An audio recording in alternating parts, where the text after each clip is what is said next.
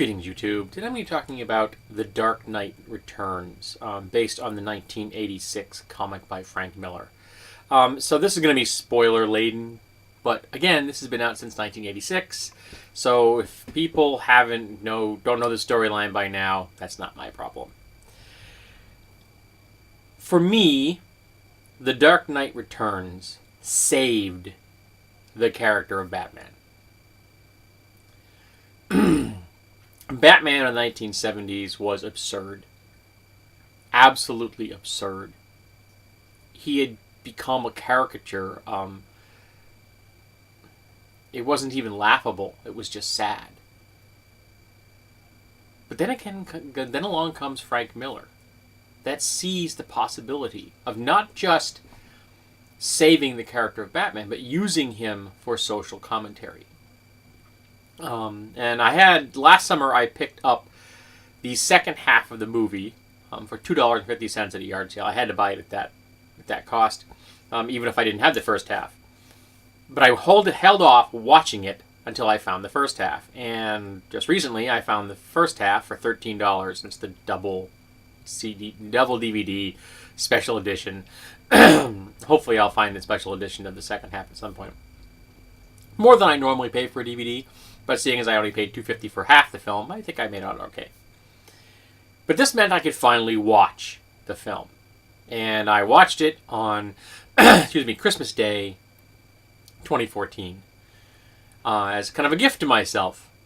And thankfully my wife tolerated watching this because I don't think she had a great desire to watch it, particularly with my running commentary of what was going on during all what was going on the screen and how it compared to the comic and such.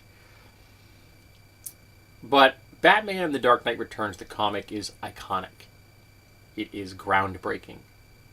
It was an example of how great Frank Miller could be before he jumped the shark and began to buy his own hype.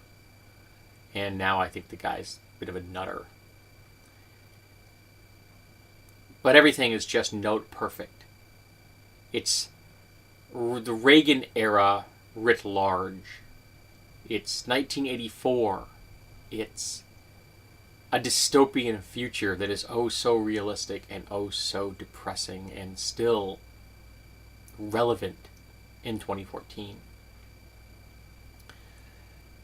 And the film captured the look of the comic wonderfully.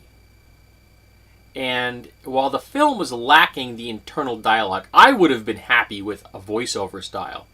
Kind of a film noir thing. That would have just pleased me to no end. I would have gladly listened to Batman's internal dialogue through this entire film. But that isn't present here. Now, some of the internal dialogue that's in the comic was given to other people, or Batman said it out loud, and it was written in such a way that it made sense. And that's okay.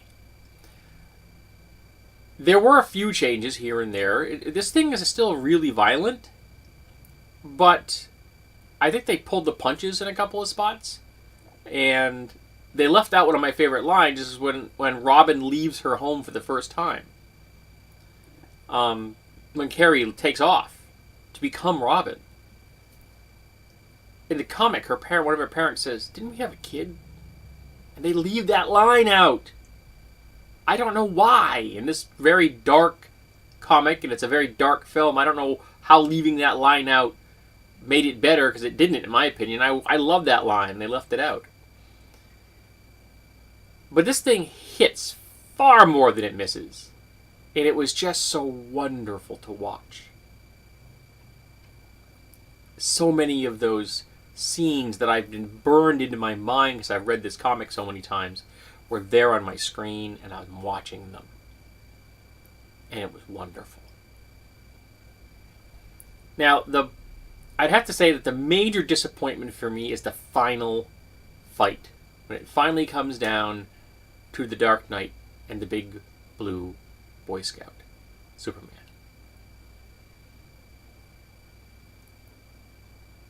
He beats him, just like he does in the comic. But in the comic, he crushes him. he plants his face on Superman. But plants his foot on Superman's face and grinds his head into the ground. He dominates him. A wonderful allusion to 1984. And it's such a powerful image, I was disappointed when they left it out of the film. Yes, he still beats him up. He still wins. On more than one level. But he doesn't humiliate him quite the same way. He does to Superman what he did to the leader of the mutant gang. Except it was a battle between two people. And the only person that was ever going to know about it was Superman.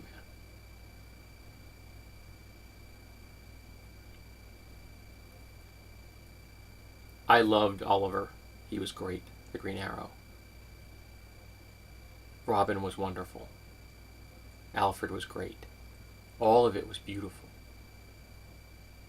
They didn't give Alfred his final line. He should have said how appropriate. Because he thinks it in the comic. I don't think he says it out loud. He may have. But in the film, he doesn't say that, and he should have. Because it was appropriate that Alfred die at that moment. This film was important to me in a very deep way. And this comic was important to me in a deeper way. It showed the toxicity of Reaganomics in the Reagan era. But at the same time, I was rooting for the fascist that is Batman. Because at that time in my life, that's where I lived. I was conservative, and I deeply believed in the kill 'em all, let God sort them out school of thought. And so Batman was the perfect hero for me. I've changed. I think Batman's crazy now. I think he's a problem, not a help. That if Bruce Wayne really wanted to change the world, he'd be working on endemic ignorance and poverty and sickness. And he'd be making sure as many people as possible were employed. He'd be using his billions for good. And not just because he didn't get the therapy he needed as a child. Because every time he throws that fist, he's hitting Joe Chill again and again and again. But if you are a fan of The Dark Knight Returns, the comic, you will love this movie. It is not perfect. It can't be. The comic that we read and the film that we crafted from it in our heads can never be matched. But they're different things. Just like I enjoyed Watchmen, the movie, and Watchmen, the comic, for different reasons. And I enjoyed V for Vendetta, the comic, and V for Vendetta, the film, for different reasons. They're different mediums. And so I'm judging them separately. But this is still a lot of fun. And it's available in a single mega deluxe version where it's just one disc for both films, which is fine. I got no problem with that. I just happened to find the second half for dirt cheap, so I bought it.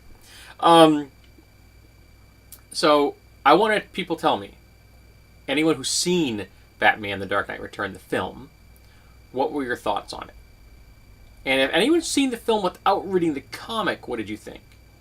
And any of the comic people out there who haven't seen the film, what are your thoughts on the comic? How do you think it's aged? Do you think it was emblematic of the era it was written in? Do you think Frank Miller really nailed the Reagan era very well? Now, I even like the sequel, DK2, and that puts me in a very small minority, because it was one of the few comics that really extrapolated what happens if these are the things that took place and the consequences that happen afterwards. And that is so rare in comic books. It's so rare in fiction, period.